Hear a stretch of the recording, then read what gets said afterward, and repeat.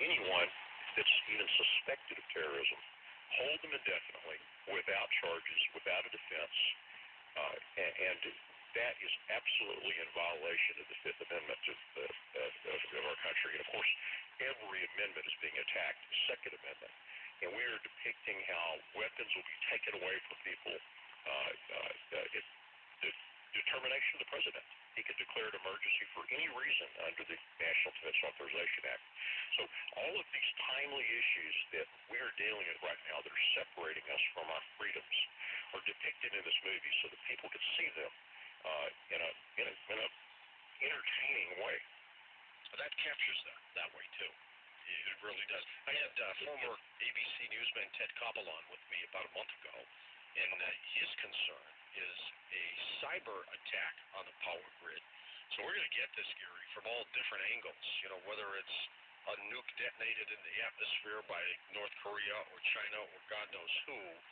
And then you've got these hackers that are out doing their thing too, and it doesn't seem like we're doing anything as a nation to protect one of the biggest, most important things, because when the power goes down, you're right, 90% of the Americans, they predict, will be dead within a year.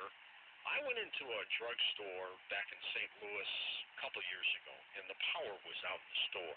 And the manager kept the door open. It was in the summertime. And he said, no, we're not closed. We're not, we don't have lights or stuff, but it's daytime, so come on in and shop. And, we're doing things by hand, and we're doing it with cash. We can't run your credit cards. And they could not do it. First of all, they couldn't add and subtract. You'd give them a 20 for something that was $12.20. They didn't know how much money to give you back. It was a disaster. And I just looked at that one little episode of the power being out for 2 hours in a drugstore. What's it like around the country when everything goes? You can't pump gasoline. You can't get money out of your ATM. It's history time.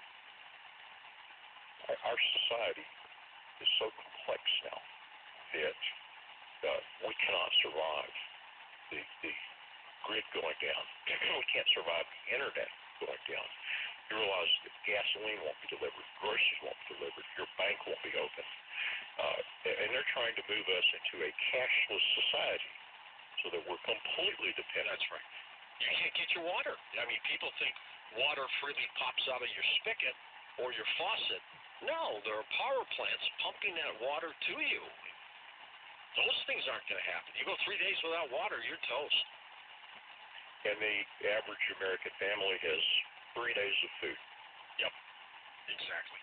You're absolutely. And prepping, people like to ridicule it, but every good Boy Scout would prep. And to have not just food and water available for disasters, which happen from time to time, is just smart.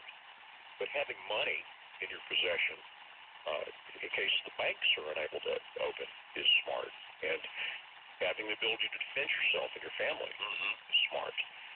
So I don't mind being ridiculed to someone who prepares to care for his family, and in my case, even for my community. I think it's just smart to do that. Do you have an underground bunker, by the way? You can afford one, so. Yeah, I can. But if I told you, I'd have to kill you. Okay. I'll find out from my other source. When this happened, when